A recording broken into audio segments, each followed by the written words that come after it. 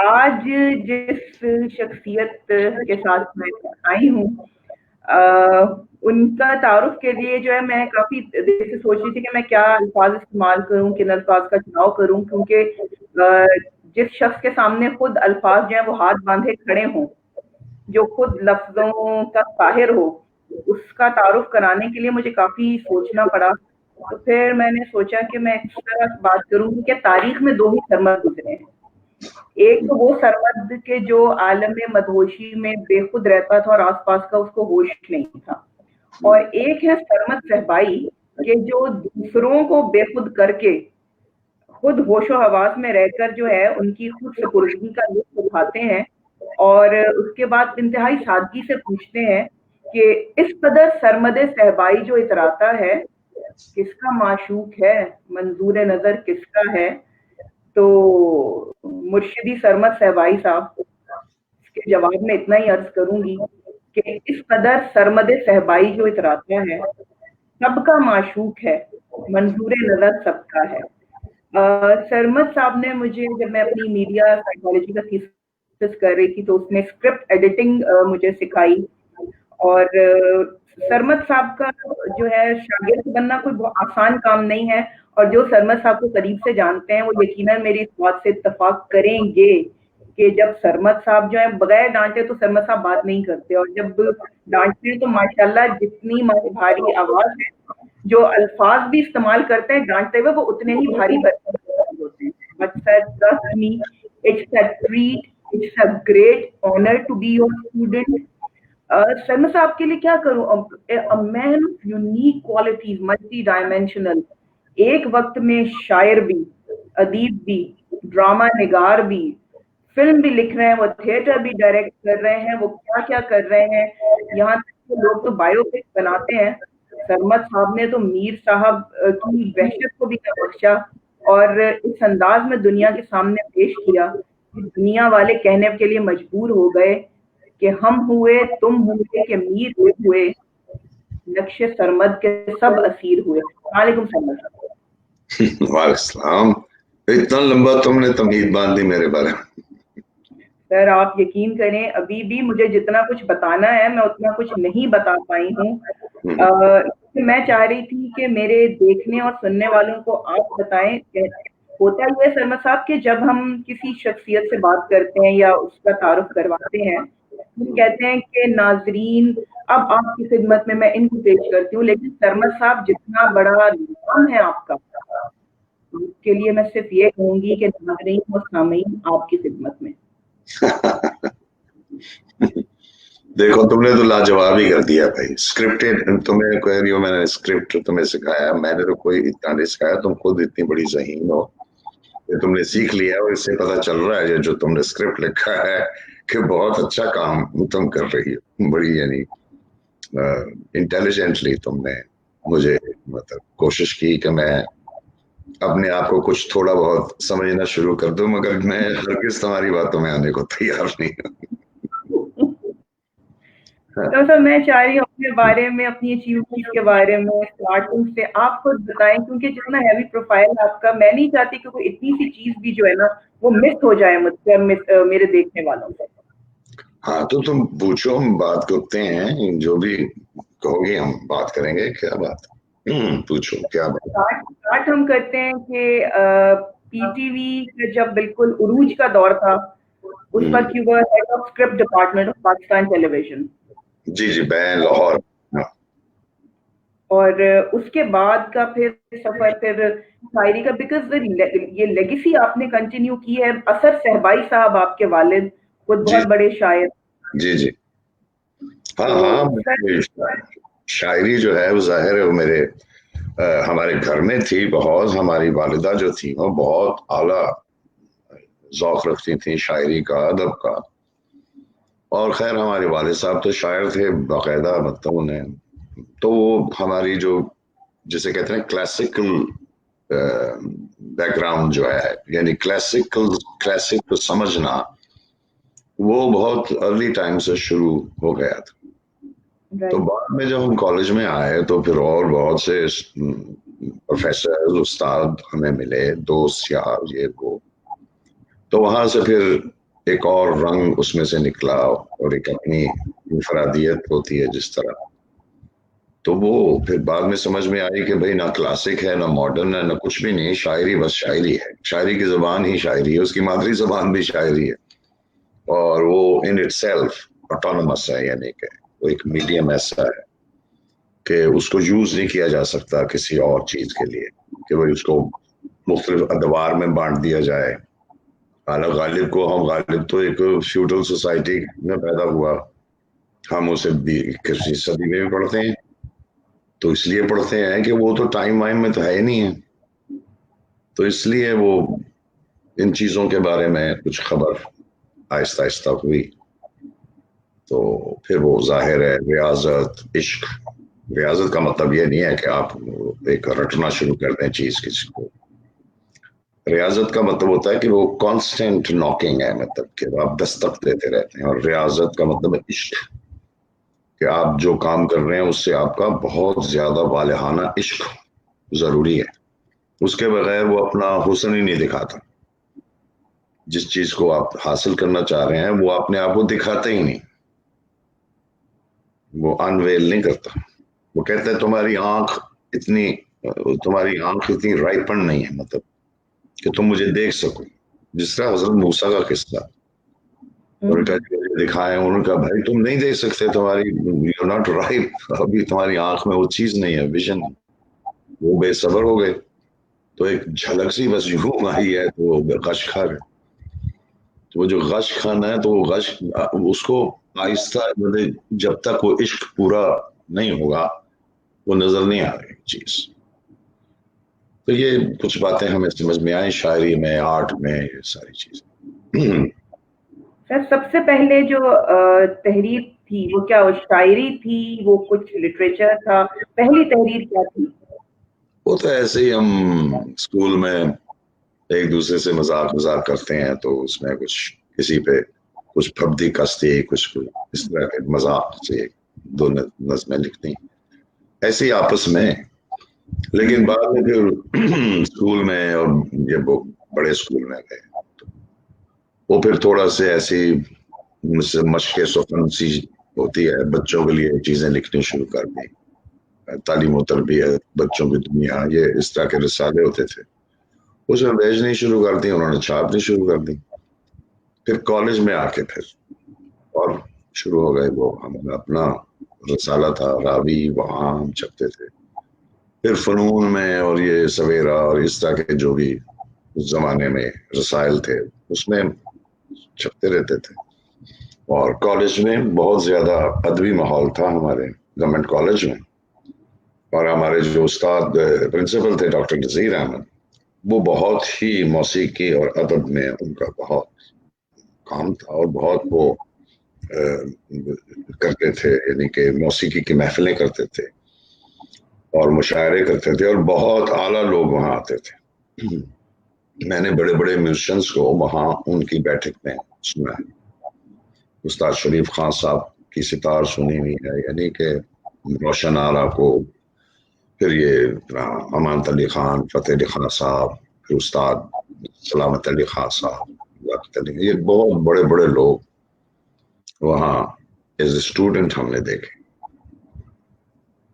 تو یہ ہماری تربیت وہاں ہوئی, تو بڑا خوبصورت ماحول تھا وہاں. اس طرح خوش قسمتی تھی میری. اور سر ہماری یہ خوش قسمتی ہے کہ ہم عہد سرمد میں جو ہے اس وقت سانس لے رہے ہیں. خدا کا نام کوئی ہے. میں آپ کو دکھانا چاہتی ہوں, بلکہ اپنے دیکھنے والوں کو بھی, کہ مجھے سرمد صاحبائی صاحب کی ایک نظم کی ضرورت نے اپنے ایک اسکرپٹ میں پڑھی. میں نے کہا نا کہ سرمد صاحبائی صاحب کا شاگرد بننا آسان نہیں تھا, تو اس میں تھی ایک سائیکولوجیکل ایک اسکرپٹ تھا جس میں ایک نظم بھی تھی کہ جی ہمارا ملنا کوئی مقدر نہ معجزہ ہے. تو میں نے سرمد صاحب سے اجازت لی, اور سرمد صاحب نے, میں نے کہا نا کہ اجازت اتنے آرام سے اپنی چیز کی استعمال کرنے کی نہیں دیتے. اور میں آج یہ بات سب کے سامنے شیئر کرنا چاہتی ہوں کہ مجھے اجازت کس طرح ملی. سر یہ میرے پاس کتاب ہے ماہ پوریاں, اور اس میں جو ہے وہ نظم ہے آپ کی. تو آپ نے ایک شعر لکھا تھا کہ ہمیں مرنے کی خواہش اور وہ مرنے نہیں دیتا, عجب ظالم ہے, دیتا ہے عذاب آہستہ آہستہ. تو پھر میں نے آپ کے شعر کا جواب لکھا تھا کہ ہمیں ملنے کی خواہش اور وہ ملنے نہیں دیتا, عجب ظالم ہے, دیتا ہے عذاب آہستہ آہستہ. تو مجھے یاد ہے کہ پھر آپ نے کہا تھا یہ لے پکڑ. تو تو وہ میرے شعر سے بہتر شعر بنا دیا اس کو. ایسا ہو نہیں سکتا سر. اور پھر ایک آپ کا ایک اور بھی شعر تھا کہ دل کی بات زباں پر کب آتی ہے سرمد, تیری میری شوخ بیانی رہ جاتی ہے. تو میں نے ایک چھوٹا سا کیا تھا کہ دل کی بات زباں پر جب آئے گی سرمد, تیری میری شوخ بیانی رہ جائے گی. اچھا, تو سر یہ تو چھوٹی موٹی چیز. سر اب مجھے بات آپ سے کرنی ہے کہ آپ کے ڈرامے, جب فنکار گلی ہیں, آپ نے منٹو کے ڈرامے بھی کیے, سر پہلا ڈرامہ آپ کا کون سا تھا؟ دیکھو ٹیلی ویژن کا ڈرامہ جو تھا وہ تو تھا بچوں کا پارک, جو 89 میں نے کیا تھا ٹیلی ویژن کے لیے. اور جو تھیٹر کا میں نے پلے کیا وہ 71 میں تھا. 71 89 میں ویژولی مطلب وہ ٹیلی ویژن پلے میں نے کیا. اور 71 میں ڈارک روم گورنمنٹ کالج میں پہلے, پھر کنیٹ کالج میں, اور پھر وہ ہوتا رہا ادھر ادھر, ابھی بھی کہیں نہ کہیں ہوتا رہتا. تو اس طرح وہ پہلا ڈرامہ تھا. جیسے ڈارک روم تو ایک ایسا پلے ہے آپ کا کہ جو national academy of performing arts میں مستقل جو ہے وہ اسٹوڈنٹس کو کروایا جا رہا ہے. وہ میرے دیکھنے اور سننے والوں کو اس کے بارے میں تھوڑا سا بتائیں, اس پلے کی کیا خاصیت ہے کہ جب تک ایک پرفارمنگ آرٹس کا اسٹوڈنٹ وہ نہ کر لے پرفارم, وہ آگے بڑھتا نہیں ہے. اس میں کیا ایسی خصوصیت ہے سر؟ یہ تو ان سے پوچھا جا سکتا ہے.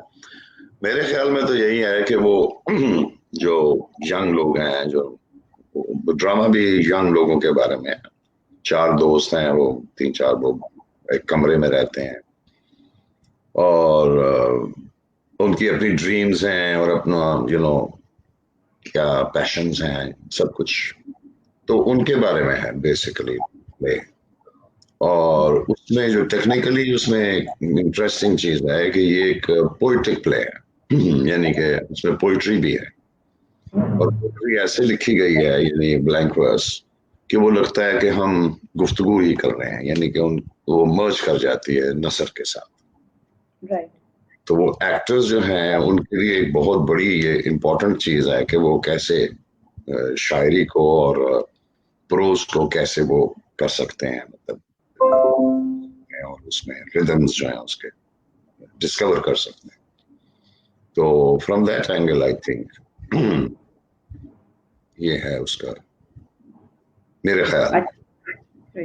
سر ایک ڈرامہ آپ نے لکھا تھا اس گلی نہ جامی, وہ مجھے آپ سے پوچھنا تھا سر, وہ التجا تھی, وہ انتباہ تھی, وہ کیا ہے بیسیکلی, پلیز اس کے بارے میں تھوڑا سا بتائیے. کہ اس گلی نہ جامی تو کہہ دیا ہے, وہ ہے التجا یا انتباہ؟ التجا بھی ہے, وہ انتباہ بھی ہے, سب کچھ ہے اس میں نا. کوئی ایک چیز تو نہیں ہوتی نا کہ جب وہ ایک باپ کہہ رہے اپنے بیٹے سے کہ بھائی ادھر نہ جانا, یا ان بچوں سے نہ یا اس گلی کو نہ جانا. وہ ایک مشہور پنجابی کی ایک یہ وہاں سے ہے, پنجابی کا ایک محاورہ ہے, اس گلی نہ جانی, اس گلی دے جٹ برے نہیں لیندے پھائیاں پا, کہ وہ پھانسی دے دیتے ہیں, پکڑ لیتے ہیں, وہ قید کر لیتے ہیں, اس گلی نہ جانا. تو وہ اس ریفرنس سے ہے کہ وہ اپنے بچے کو کس طرح وہ یعنی کہہ رہا ہے کہ بھائی اس گلی نہ جائیں بیکاز دیٹس ڈینجرس.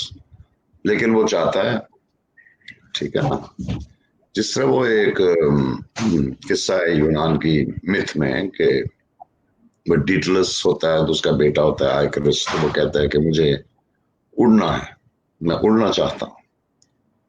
تو وہ اس کو پر لگا دیتا ہے موم کے پر, اور وہ کہتا ہے بیٹا سورج کے قریب نہ جانا.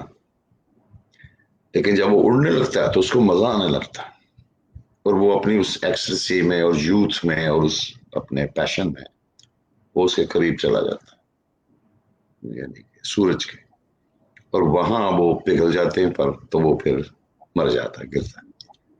تو اس سینس میں وہ ریفرنس تھا اس کا. یہ تھا ٹوین ٹاورز کے بارے میں کہ جو وہ ٹکراتے، تو اس کا ریفرنس ہے چھوٹا سا. تو وہ اس لیے کہ اس گلی نے جامی don't get into the dangerous zone, کیونکہ وہاں تجھے پکڑا جائے گا تو وہ یہ ہو جائے گا، تیرے ساتھ یہ ہو جائے گا، وہ جو بھی تم نے ڈرامہ دیکھا ہی ہوگا. تو اس میں یہ کیفیت ہے ساری. اور اس ڈرامے میں یہ بھی ہے کہ وہ لگتا ہے کہ یہ ابھی نہیں ہے بات، یہ پرانی بات ہو چکی ہے، اور یہ جو مجذوب پاگل بڈھا جو ہے، جو کہ پاگل ہو چکے ہیں اس ٹریجڈی کی وجہ سے، وہ اس کو ایک قسم کا یاد کر رہا ہے، کیونکہ آخر میں اس کے وہ پر جو نکلتے ہیں وہاں سے، وہ اس نے پر رکھے ہیں اس میں ابھی تک وہ. اور یعنی ایک چھوٹی سی ایلوژن ہے یہ کہ بھئی یہ ہو سکتا ہے یہ بات پہلے ہو چکی ہوئی ہے، اور یہ بابا جو ہے ایک روز اس کی عادت ہے کہ وہ پرندوں کو اپنا وہ کھلاتا. تو اس طرح کی چیزیں ہیں اس. اچھا سر، اب آتے ہیں ماہ میر کی طرف. اس کے لیے میں کیا کہوں، کیونکہ آپ نے لوگ تو ایک بایو پک بناتے ہیں، آپ نے تو ڈائریکٹ وحشت جو ہے اس پہ اٹیک کیا ہے. سر اس کو مجھے تھوڑا سا بتائیے گا، مطلب I am very much interested because میں نے جب ماہ میر دیکھی تو، اور باقی بھی جو جن لوگوں نے دیکھی ان کے اوپر بہت اثر ہوا. اور اس کے جو ایک ٹیگ لائن تھی کہ اونلی میڈز آر سینز، تو سر وائی وحشت اونلی، وائی وحشت، مطلب اس کا اور بھی کوئی چیز ہو سکتی تھی؟ نہیں وہ ٹھیک ہے، بہت سی چیزیں ہیں وہ میر میں، صرف وحشت تو نہیں، لیکن اس کی جو بایوگرافی ہے جو اس کی، اس میں تو کچھ بھی نہیں. وہ تو اور دوسرا یہ ہے کہ جو اسٹیریوٹائپ چیزیں ہوتی ہیں، یا جو ایک واقعات کو جوڑ دینا کہ جی ان کے والد یہ تھے اور ان کی بیٹی مر گئی اور یہ ہو گیا، بھائی ماموں نے باہر نکال دیا، یہ ہوا، اس میں کوئی اس میر تو نہیں نظر آئے گا. اس میں تو کوئی بھی بندہ باہر نکل سکتا ہے، کسی کی بھی بیٹی مر سکتی ہے، کچھ بھی ہو سکتا ہے. مگر وہ کیا چیز تھی کہ جس نے میر کو میر بنایا، یعنی اس سینس میں. تو ایک سائیکولوجیکل بایوگرافی بھی ہوتی ہے، یعنی کہ ایک نفسیاتی آپ کی جو سرگزشت ہے وہ شاعر کے ریفرنس میں زیادہ ضروری ہوتی ہے. واقعات بھی ہوتے ہیں لیکن زیادہ ضروری وہ ہے چیز ایک ہے، وہ کور ہے اس کی. تو وہ بایو پک تو بنانے کا فائدہ کوئی نہیں تھا، اور نہ میرا اس میں کوئی دلچسپی تھی. تو میں یہ ڈھونڈ رہا تھا کہ میر کی کیا مطلب اس کی کیا چیز ہے. تو ان کی پھر وہ انہوں نے اپنے جو ذکر میر جو اپنی لکھی ہے بایوگرافی، اس میں انہوں نے ذکر کیا کہ وہ اکیلے بیٹھے رہتے تھے، تنہا، اور دروازے بند تھے، اور یہ تھا وہ تھا. اور جب فل مون ہوتا ہے تو اس وقت انہیں ہیلوسینیشن ہوتی ہے، اور وہ ایک عورت نظر آتی ہے ان کو. تو اس کے بارے میں لکھا ہوا انہوں نے. پھر ایک مثنوی میں بھی اس کا ذکر کیا ہوا ہے کہ ایک پری وش جو ہے، وہ پری جمال وہ مجھے ملتی ہے. یہ ایک میوز ہوتا ہے، جس ایک تصور ہے میوز کا کہ جو آپ کو انسپائر کرتا ہے، تو وہ عورت کے روپ میں آتا. اب چاند جو ہے جو فل مون ہوتا ہے، اس کا بھی ایک میجک ہے کہ جب وہ فل مون ہوتا ہے تو دریاؤں میں اور سمندروں میں ایک پیدا ہوتا ہے، طوفان سا آتا ہے، اس کی موجیں اچھلتی ہیں، وہ اضطراب میں آ جاتا ہے کہ چاند کو چھو لے. اور وہ یعنی کہ اس کی ایک پیشن ہے اس طرح، اور لوگ پاگل بھی ہو جاتے ہیں. لیونیسی کا لفظ جو ہے لیونر سے نکلا، کہ بھائی چاند پاگل ہو جانا. تو یہ جو یہ مجھے زیادہ اپیل کیا کہ یہ تو بھائی بہت بڑی بات ہے کہ ان کے جو واقعہ ہے یہی تو ہے سب کچھ. تو پھر وہاں سے میں نے وہ کہانی لکھی یا جو بھی ہو، اس کے وحشت کے بارے میں اس کو ڈیولپ کیا کہ وحشت یہ نہیں ہوتی کہ پاگل پن ہے صرف، وہ نہیں ہے. وہ ایک اور طرح کی چیز ہے، جس طرح وہ کہتا ہے کہ آپ نے تو اپنی وحشت کو اپنے سوٹ ووٹ میں چھپا لیا، कोर्ट के अस्तर में और ये और वो और फलाना, कि वो जो उसका उस्ताद वो जो होते हैं प्रोफेसर साहब, उन्हें पता है कि वहशत क्या है, लेकिन डेर नहीं है, जुर्रत नहीं है उसको खामोश होने की, जिस तरह मीर को है। तो उन्होंने अपनी वहशत को छुपाया हुआ है, ऊपर से बड़ा परसोना बनाया हुआ, बड़ा प्रोफेसर, ये वो अथॉरिटी, और वो जो वहशत से गुजर रहा है लड़का, वो कहता है कि भाई तुमने तो ये किया है, यानी आखिर में वो फाउंड आउट है। असल में मीर के जो थे ना मामू, बहुत बड़े क्रिटिक थे, आलिम, बहुत ठीक ठाक, तो उन्होंने इनको घर से बाहर निकाल दिया था। मतलब उन्हें भी पता था कि वहशत क्या है, लेकिन जुर्रत नहीं थी, यानी जुर्रत नहीं थी उसको वहशत को अपने को उससे बगलगीर होने की, एम्ब्रेस करने। तो एम्ब्रेसिंग द मैडनेस, वो डरते हैं बंदे उससे, वहशत से। जिस हाँ अभी भी है कि लोग जो हैं वो अपने हमजाद से बात नहीं करना चाहते। वो हमजाद जब आपके करीब आता है बात करने, आप टीवी लगा लेते हैं या फोन करने लगते हैं या कोई म्यूजिक सुनने लगते हैं कि भाई इस ये ना आए। क्यों? और जब वो रात होती है तो फिर और आता है वो करीब, तो फिर उसको डर भी लगता है उससे, ये भी होता है वो भी। हालांकि उससे डायलॉग करना बहुत जरूरी है, यानी उस वहशत से, क्योंकि आप उसको जब तक बात नहीं करेंगे, उससे मिलाएंगे नहीं, तो वो आपके अंदर एनर्जी वो नहीं आएगी जो होनी चाहिए, क्रिएटिव एनर्जी जो है। तो इस तरह की कुछ चीजें हैं उसमें जो जरा तहदारी जिसे कहते हैं, कि भाई कैरेक्टर्स नहीं है सिर्फ, कैरेक्टर्स के पीछे और बहुत सी चीजें हैं, और यानी कोई सतही बात नहीं है, उसके अंदर बहुत सी सतहें और भी हैं जो कि आप तलाश कर सकते हैं। सर कभी सरमत सहबाई की मुलाकात भी अपने हमजाद से हुई है? हमारी तो रोज होती है भाई। हमें हम तो समझते हैं कि ये बहुत जरूरी है कि आप अपने देखो, एक खतीजा तो है ही है, तो खतीजा तो सोशल पर्सन है कि भाई किसी की बेटी, ये इसका नाम है, ये इसने पढ़ा है, ये क्या वो व्हाटएवर। लेकिन खतीजा नेस जो है, और ये सब कुछ छीन लिया जाए तुमसे, तो किधर गिरोगी तुम? तो फिर तुम अपने ऊपर ही गिरोगी ना। भाई आपकी आइडेंटिटी छीन ली जाए, आप तो सारी प्रॉपर्टी, प्रॉप्स जो हैं, सोशल प्रॉप्स, वो पावर की, वो ले ली जाए, तो आप तो अपने आप पर ही गिरेंगे ना। तो अगर वहां कुछ नहीं है तो फिर क्या करें? इसलिए उसको एनरिच करना जरूरी है कि अंदर से भरा हुआ बंदा, खाली टीन का डिब्बा रख दो उस सड़क पे तो ठुड्डे और ये और वो, लेकिन अगर उस टीन के डिब्बे में शीशा भरा हो और कोई उसको ठुड्डा मारे तो उसका तो पांव टूट जाए। तो इंसान को अंदर से भरा होना, मतलब एनरिच्ड होना चाहिए, ताकि जब वो टकराता है, वो चीजें उसके इर्द गिर्द टकराती हैं उसको रोज, तो वो उसको वो रेजिस्ट कर सके। हमजाद से बात करना बहुत जरूरी है। दिन में कितनी दफा होती है गुफ्तगू सर?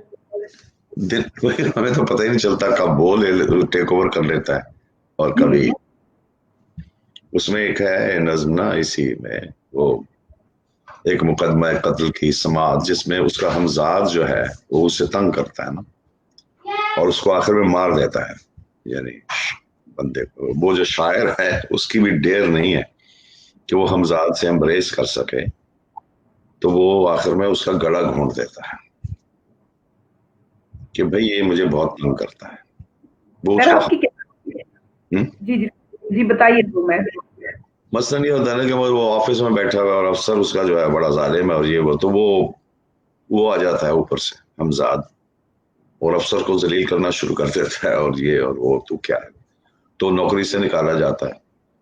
तो हमजाद जब टेक ओवर कर लेता है उसको, तो उसे मुख्तलिफ हरकत हो जाती है जो कि सोशली एक्सेप्टेबल नहीं है।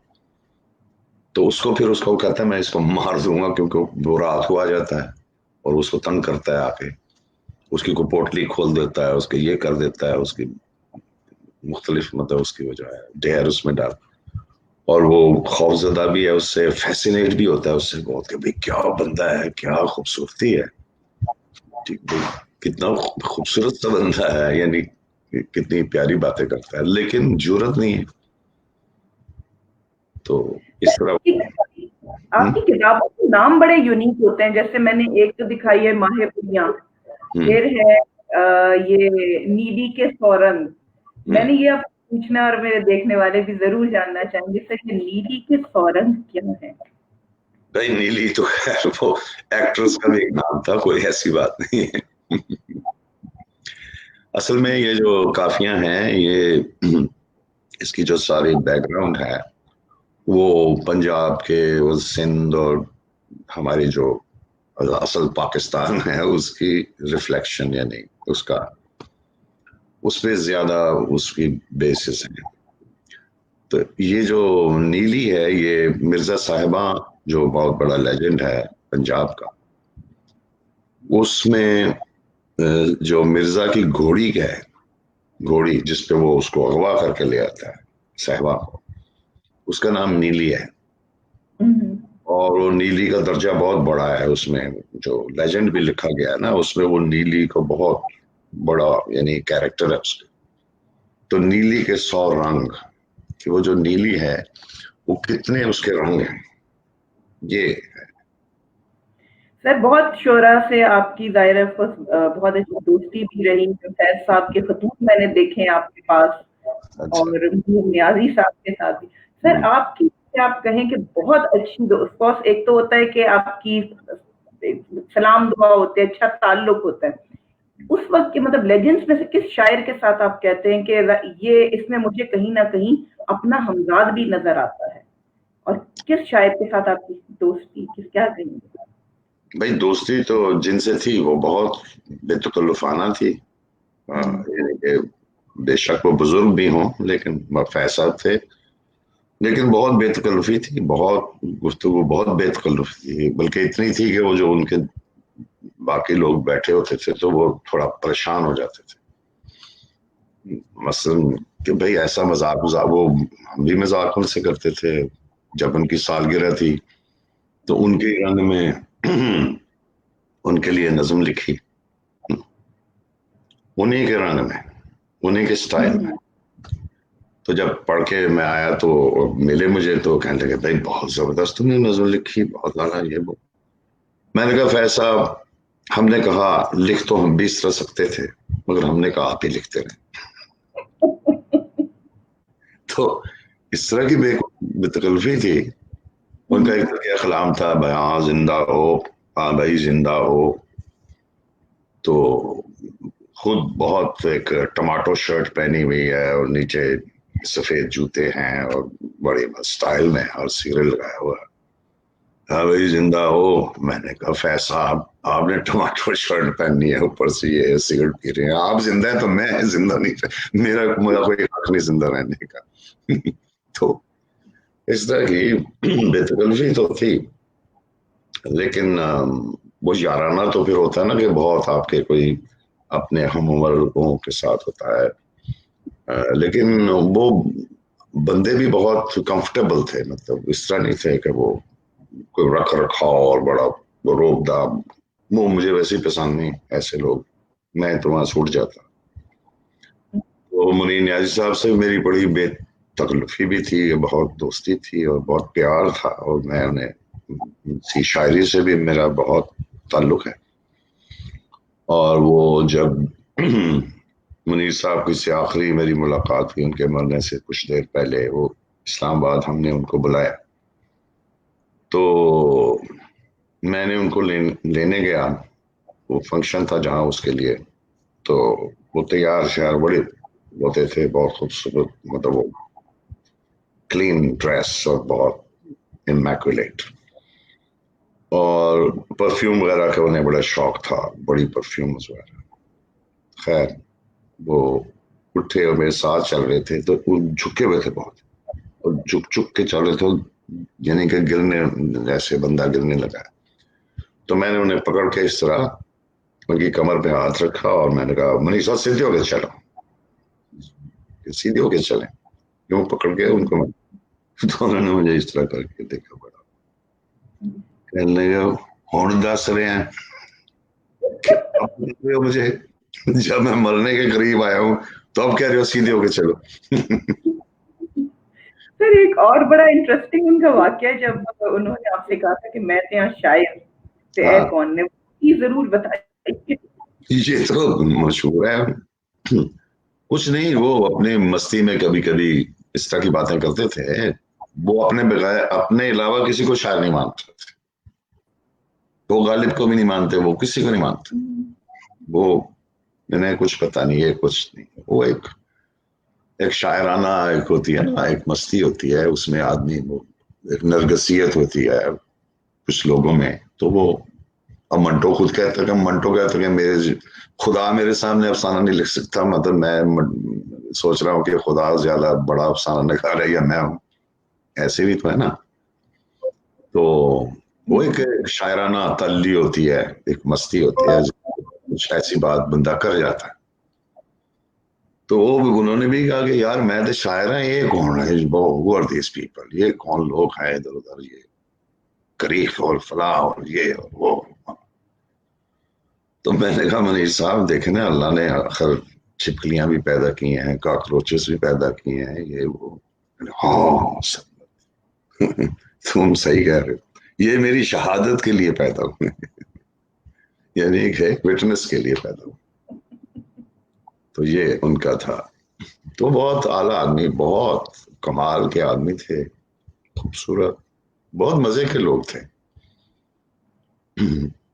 تو ان سے میری کافی بہت لوگوں سے, تقریباً سبھی سے میں ملا ہوں, اور بہت سے لوگوں سے میرا پیار اور بہت ڈیوٹی. میرے مہاراج کتک تھے, وہ بڑے مزے کے آدمی تھے, اپنا آرٹسٹ تھے, کالن ڈیوڈ تھے, ظہور اخلاق تھا, بہت پیارے لوگ, بہت اعلیٰ. اور پھر بہت سے اور لوگ, بڑا مزہ آتا تھا ان کے ساتھ. ان سے سب سے زیادہ اب بولو کس کو مس کرتے ہیں سب سے زیادہ سر اب؟ بھائی مس وس کرنے کا کوئی ادھر رواج نہیں ہے میرا, کیونکہ میں تو لیو کرتا ہوں, میں مس نہیں کرتا ان کو, میں ان کو لیو کرتا ہوں. اب میرے استاد, میں نے کچھ دیر موسیقی سیکھی استاد سلامت علی خان صاحب سے اور نزاکت علی خان صاحب سے, اور استاد مبارک علی خان صاحب سے, وہ سارنگی نواز تھے, اور ایک ہمارے صوفی صاحب تھے, صوفی کرم دین, وہ طبلہ بجاتے تھے. تو وہ میرے گھر آتے تھے سب لوگ, تو بڑا مزہ آتا تھا. ہر جمعے کو, اس زمانے میں جمعے کی چھٹی ہوتی تھی, تو بڑی موسیقی ہوتی تھی, بہت مزہ آتا تھا. تو میں ان کو لیو ہی کرتا ہوں, میں مس تو کرتا ہوں, وہ مس کرنا اصل میں لیو کرنا جو ہے وہ مس کرنا ہے میرے لیے. اس طرح میں مس نہیں کرتا, مجھے وہ فوراً ان کی باتیں جاتے ہیں, جو اگر میں گانا گانے لگوں تو وہ مجھے فوراً میرے پاس آ جاتے ہیں, I feel them around. تو ان سے باتیں بھی کر لیتے ہیں. اور وہ ڈاکٹر انور سجاد بھی آپ کے اساتذہ میں رہے ہیں, بہت زیادہ محبت, بے تکلفی, یاری دوستی, گالی گلون, سب کچھ. تو ڈاکٹر صاحب بڑی زبردست چیز تھے. میری ملاقات ان سے, میں جب کالج میں پڑھتا تھا تو میں ان کی چیزیں دیکھتا رہتا تھا. ان کا ایک رسالہ ہوتا تھا کین کول, کنگ ایڈورڈ میڈیکل کالج کا, تو اس میں ان کی السٹریشنز بھی وہ لکھتے بناتے تھے, اور پینٹ بھی کرتے تھے, یعنی کہ اور لکھتے بھی تھے. اس زمانے میں کچھ نظمیں بھی لکھی انہوں نے, پروز پوئمز. پھر میری ان سے ملاقات ہوئی وہاں ٹیلی ویژن, جب میں ٹیلی ویژن جوائن کیا تو ڈاکٹر صاحب سے ملاقات ہوئی. وہ لکھتے تھے اس زمانے میں, اور بہت بے تکلفی, مانا جانا, گفتگو, بحث مباحثے, تھیٹر, ڈرامہ, یہ سب گفتگو ہوتی تھی. پھر وہ کہتا میری ہٹی کا ٹائم ہو گیا بھائی, میں جا رہا ہوں. وہ ہٹی کا ٹائم کا مطلب وہ چونا منڈی میں کی ہٹی تھی, ڈاکٹری کرتے تھے. ہاں, تو وہ بس اس وقت اٹھ جاتے تھے, ورنہ وہ میرے ساتھ ہی رہتے تھے, میرے کمرے میں ہی. تو بس پھر وہ آرٹ کاؤنسل کے بھی چیئرمین بنے, پھر وہ انہوں نے وہاں ڈرامے بھی ہم نے کیے, ورکشاپ بھی کی, کافی کام کیا ان کے ساتھ بھی, اور بہت اعلیٰ آدمی تھے اور بہت ذہین, اور افسانے تو پڑھے ہیں تم نے, بہت اپنے الگ ان کا ایک سٹائل تھا, تو وہ انہوں نے لکھے, اور میرے سے بڑا پیار تھا ان کو. انہوں نے میرے پہ بہت سی چیزیں لکھی, میری چیزوں پہ لکھی کہ بھئی پہلے ڈارک روم جو میرا ڈرامہ پہلا ہوا اس پہ پورا انہوں نے ایک پریفیس لکھا ہوا ہے اس کا, اس کے بروشور میں. تو بہت کمال کے آدمی تھے. انہوں نے آپ کی کتاب کے لیے بھی, جو آپ کی شاعری پر بھی لکھا ہے. ہاں انہوں نے تو بڑا طویل لکھا تھا, میں نے تو اس میں سے چند لائنیں لے لی. میں نے کہا میں تو آج آپ کی ساری چیزیں اپنے پاس رکھ کے بیٹھی ہوئی ہیں, دیکھیں نا, پل بھر کا بہشت ہو گیا, کوئی چیز رہ نہ جائے سرمد صاحب. مجھے آئینہ دکھانا چاہ رہی ہو ہیں کہ یہ لو دیکھو رو تبرک ہو. نہیں سر, ٹرسٹ می, میں نے آپ کو کہا ہے نا کہ it's a treat, it's a great honour to be your student. جتنا آپ سے سیکھا ہے, مطلب آپ تو یہ کہتے ہیں نا کہ چلتا پھرتا انسائکلوپیڈیا جسے کہیں, میں آپ کو یہی کہتی ہوں. سر آپ تھوڑی سی اپنی شاعری سنا دیں. تو شاعری کی ساری کتابیں تمہارے پاس ہیں, میں کہاں سے, مجھے تو کچھ یاد نہیں ہے. دیکھو کچھ تو لوگ کہتے ہیں آج سرمد غزل سرانہ ہوا. دیکھو یہ جو آنر ہے, فلاں ہے, یہ جو اس طرح کے ہماری ووکیبلری میں نہیں ہے چیزیں, ہم تو ایسی بات کرتے ہیں بس. اس میں سے ہی کچھ پڑھ لینا نا, میں مجھے تو کچھ یاد نہیں. آئی سوئر وہ مشاعروں میں بندہ پڑھ لیتا ہے. اب یہاں تم سے باتیں کرتے ہیں, شعر و شاعری بھی ہوتی رہے گی. وہ تو میں سننا ضرور چاہوں گی. جو ماہ میر میں آپ کی ہے جو غزل سب سے الگ, وہ میں نے کئی دفعہ سنائی ہے یار, ساری دنیا پتہ نہیں کتنے لوگوں نے وہ سنی ہے. چھوڑو, کافی ہو گئے. کچھ تو سنا. میں نے کہا نا کہ کچھ تو میں لازمی سنوں گی, ورنہ لوگ کہیں گے آج سرمد غزل سرانہ ہوا. دیکھو چلو میں 2-3 شعر سنا دیتا ہوں, اس کے سنا دیتا ہوں جو تمہیں کہہ رہی ہو, سب سے الگ والا. بڑا تنگ کرتی ہے یار تم خدیجہ. سر اب تو آپ کو عادت ہو چکی ہے میرا خیال ہے, جتنا میں نے آپ اچھا. دشت میں ہے ایک نقشے رہ گزر سب سے الگ. دشت میں ہے ایک نقشے رہ گزر سب سے الگ. ہم میں ہے شاید کوئی محو سفر سب سے الگ. چلتے چلتے وہ بھی آخر بھیڑ میں گم ہو گیا. چلتے چلتے وہ بھی آخر بھیڑ میں گم ہو گیا.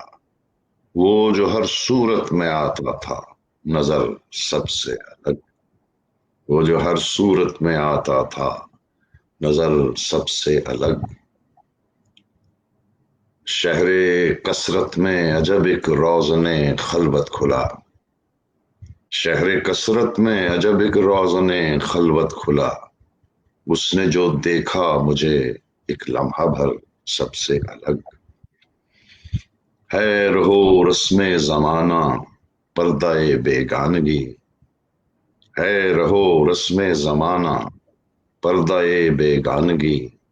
درمیاں رہتا ہوں میں سب کے مگر سب سے الگ. درمیاں رہتا ہوں میں سب کے مگر سب سے الگ. سب کی اپنی منزلیں تھیں, سب کے اپنے راستے. ایک آوارہ پھرے ہم در بدر سب سے الگ. اور بس اس میں سب کے سب شامل ہوئے سرمد جلوس عام میں. منہ اٹھائے چل دیا ہے تو کدھر سب سے الگ. تھینک یو سو مچ سر. دل کر رہا ہے میں آپ سے باتیں کرتی رہوں, لیکن مجھے یہ بھی پتا ہے کہ اس وقت آپ کے آرام کا بھی ٹائم ہے. جی جی आपने बिल्कुल जो वक्त मेरे लिए निकाला, हम क्योंकि हमारे लिए इतना वो रात का वो नहीं है पहर जितना आपके यहाँ वर्जीनिया में इस वक्त जो है रात के मेरा ख्याल है 3 बजने वाले हैं. तो थैंक यू सो मच. अच्छा सर, ये इस वादे के साथ मैं अभी अल्लाह हाफिज कहूंगी आपको कि बहुत जल्दी इंशाल्लाह एक नशिस्त इसी तरह की आप और रखेंगे, और आपको पता है कि इतना मान तो मैं आपके ऊपर रख सकती हूँ ठीक. कि thank you so much sir. सलामत रहें, खुश रहें, और हमेशा ऐसे ही रहें, मुस्कुराते हुए, खुश बात. बहुत शुक्रिया सर. Thank you.